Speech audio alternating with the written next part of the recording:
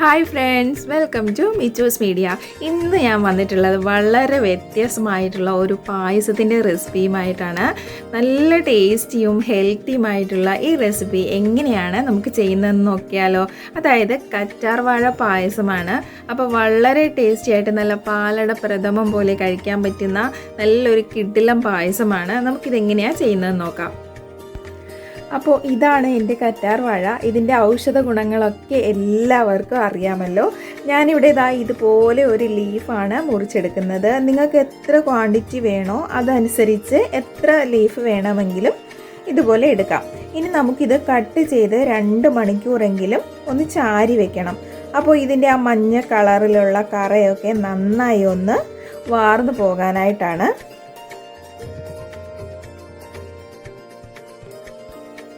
ഇനി നമുക്കിതൊന്ന് നന്നായി കഴുകിയെടുത്ത ശേഷം ഇതിൻ്റെ 2 സൈഡിലുമുള്ള ആ മുള്ളുകളുള്ള ഭാഗം ഒന്ന് കട്ട് ചെയ്ത് കളയണം.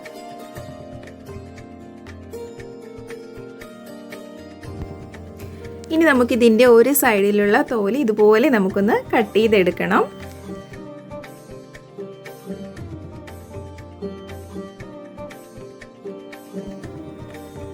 ഇനി നമുക്ക് ഇതുപോലെ ചെറിയ ചെറിയ വരകൾ ഇതിലേക്ക് തന്നെ ഇതുപോലെ ഒന്ന് ചെയ്ത് കൊടുക്കുക. നമുക്കിതൊരു സ്ക്വയർ പീസായിട്ട് കിട്ടാൻ വേണ്ടിയിട്ടാണ് ഇങ്ങനെ ചെയ്യുന്നത്. ഇതിൽ വെച്ച് തന്നെ നമുക്ക് ചെറിയ ചെറിയ സ്ക്വയർ പീസുകൾ ഇതുപോലെ ഒന്ന് കട്ട് ചെയ്തെടുക്കുക. ഇനി നമുക്കിതെല്ലാം ഇതിൽ നിന്നും ഈ ജെല്ല് ഫുള്ള് നമുക്കൊന്ന് റിമൂവ് ചെയ്തെടുക്കണം. ഇതിപ്പോൾ നമ്മുടെ പാലടയുടെ ആ ഒരു ഷേപ്പിലൊക്കെയാണ് നമുക്ക് ഇത് കിട്ടുന്നത്. നമ്മുടെ പാലട ഉണ്ടാക്കുമ്പോൾ ഈ ഒരു ചെറിയ ചെറിയ സ്ക്വയർ പീസസ് ആയിട്ടല്ലേ കിട്ടുന്നത്. അപ്പോൾ അതുപോലെ കിട്ടാനായിട്ടാണ് ഇതുപോലെ നമ്മൾ കട്ട് ചെയ്തെടുക്കുന്നത്. ഇപ്പോൾ നമുക്ക് ഇതുപോലെ ചെറിയ സ്ക്വയർ പീസായിട്ട് കിട്ടിയിട്ടുണ്ട്. ഇതിന് നല്ല വഴുവഴുപ്പാണ്. ഇതൊന്ന് മാറി കിട്ടാനായിട്ട് നല്ല രീതിയിൽ ഇതൊന്ന് വെള്ളമൊഴിച്ച് കഴുകിയെടുക്കണം.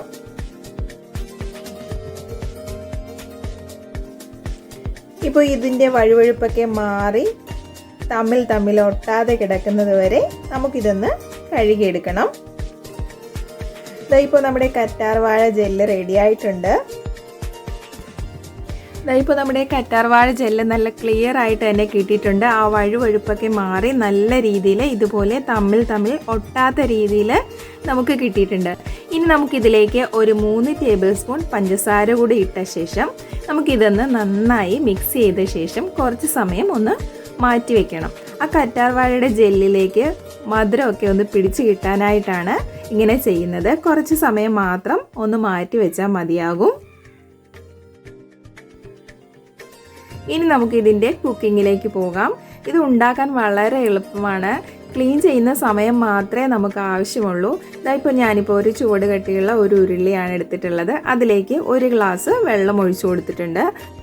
ഇനി ഞാനിതിലേക്ക് 2 ടീസ്പൂൺ പഞ്ചസാര കൂടി ചേർത്ത് കൊടുക്കുന്നുണ്ട്. നമ്മൾ ആദ്യം പഞ്ചസാര ചേർത്തിട്ടാണ് നമ്മുടെ ജെല്ല് വെച്ചിട്ടുള്ളത്. പക്ഷേ ഈ വെള്ളത്തിലേക്ക് കൂടി ഞാൻ 2 ടീസ്പൂൺ മാത്രം പഞ്ചസാര ചേർത്ത് കൊടുക്കുന്നുണ്ട്. ഇനി നമുക്ക് ഇതിലേക്ക് നമ്മൾ പഞ്ചസാര ചേർത്ത് മാറ്റി വെച്ചിരിക്കുന്ന ആ കറ്റാർവാഴയുടെ ജെല്ല് ഒന്ന് ഇട്ട് കൊടുക്കാം. ആ കറ്റാർവാഴയുടെ ജെല്ല് ഇതിലേക്കിട്ട് ഒന്ന് ചെറുതായി ഒന്ന് നമുക്ക് വേവിച്ചെടുക്കണം. ഇപ്പോൾ ഞാൻ ഇതെല്ലാം ഇതിലേക്ക് ഇതുപോലെ ഒന്ന് ചേർത്ത് കൊടുത്തിട്ടുണ്ട്. ഇനി നമുക്കിതൊന്ന് നന്നായി തിളച്ച് ആ വെള്ളമൊക്കെ ഒന്ന് വറ്റി വരുന്നത് വരെ ഇതുപോലെ ഒന്ന് ചെറിയ രീതിയിൽ ഇളക്കി കൊടുത്തുകൊണ്ടിരിക്കാം.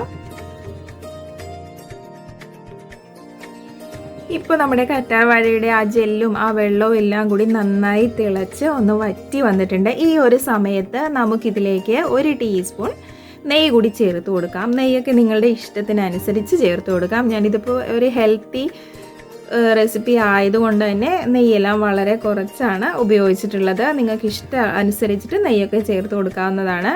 ഇപ്പോൾ ഇനി ഇതെല്ലാം കൂടി നന്നായി തിളച്ച് ഒന്ന് മിക്സായി വരുമ്പോഴേക്കും നമുക്കിതിലേക്ക് വെള്ളത്തിൽ കുതിർത്ത് വെച്ചിരിക്കുന്ന ഞാനിപ്പോൾ ഇവിടെ 2 ടേബിൾ സ്പൂൺ ചവ്വരിയാണ് എടുത്തിട്ടുള്ളത്. അത് വെള്ളത്തിലൊന്ന് കുതിർത്ത ശേഷം നമുക്ക് ഇതിലേക്ക് ചേർത്ത് കൊടുക്കാം. ഇനി ഇതുകൂടി ഒന്ന് നന്നായി മിക്സ് ചെയ്ത ശേഷം ഞാനിപ്പോൾ 1/2 ലിറ്റർ പാലിലാണ് ഇത് ഉണ്ടാക്കുന്നത്. അപ്പോൾ 1/2 ലിറ്റർ പാൽ കൂടി നമുക്കിപ്പോൾ തന്നെ ഇതിലേക്ക് ചേർത്ത് കൊടുത്ത് നന്നായി ഒന്ന് തിളച്ച് വരുന്നത് വരെ ഒന്ന് വെയിറ്റ് ചെയ്യാം.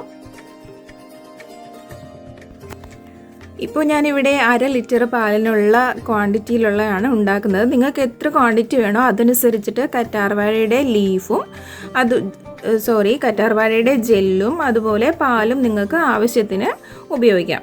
ഇതിപ്പോൾ ഞാനിപ്പോൾ നന്നായിട്ടൊന്ന് മിക്സ് ചെയ്ത് കൊടുത്തിട്ടുണ്ട്. ഇനി ഇതൊക്കെ ഒന്ന് നന്നായി തിളച്ച് ഒന്ന് വറ്റി വരുന്നത് വരെ നമുക്കിതുപോലെ ഒന്ന് മിക്സ് ചെയ്ത് കൊടുക്കാം. കാരണം നമ്മൾ 1 ഗ്ലാസ് വെള്ളം ഇതിലായിട്ട് ഒഴിച്ചിട്ടുണ്ട്. ആ വെള്ളമൊക്കെ ഒന്ന് വറ്റി നല്ല കുറുകി വരുന്ന സമയത്ത് നമുക്കിതിലേക്ക് മിൽക്ക് മെയ്ഡ് ചേർത്ത് കൊടുക്കണം. മിൽക്ക് മെയ്ഡ് ഓപ്ഷണലാണ്, പക്ഷേ ആ മിൽക്ക് മെയ്ഡും കൂടി ചേർത്ത് കൊടുക്കുമ്പോഴാണ് അതിൻ്റെ ഒരു ടേസ്റ്റ് കിട്ടുന്നത്. ഇത് നമുക്ക് വളരെ പെട്ടെന്ന് ഉണ്ടാക്കിയെടുക്കാൻ പറ്റുന്ന ഒരു പായസമാണ്. അതുപോലെ തന്നെ ചൗരിയൊക്കെ നമ്മൾ നേരത്തെ തന്നെ കുതിർത്ത് വെച്ചിരുന്നത് കൊണ്ട് അധികം വേവേണ്ട ആവശ്യമൊന്നുമില്ല, പെട്ടെന്ന് തന്നെ വെന്ത് കിട്ടും. ഇതിലൊരല്പം ബുദ്ധിമുട്ടെന്ന് പറയുന്നത് ആ കറ്റാർവാഴയുടെ ജെല്ല് ഒന്ന് ക്ലീൻ ചെയ്തെടുക്കുന്ന ഒരു സമയം മാത്രം മതി. ഇനി നമുക്കിതിലേക്ക് 1 ടീസ്പൂൺ ഏലക്ക പൊടിച്ചതും കൂടി ചേർത്ത് നന്നായി ഒന്ന് മിക്സ് ചെയ്ത് കൊടുക്കുക.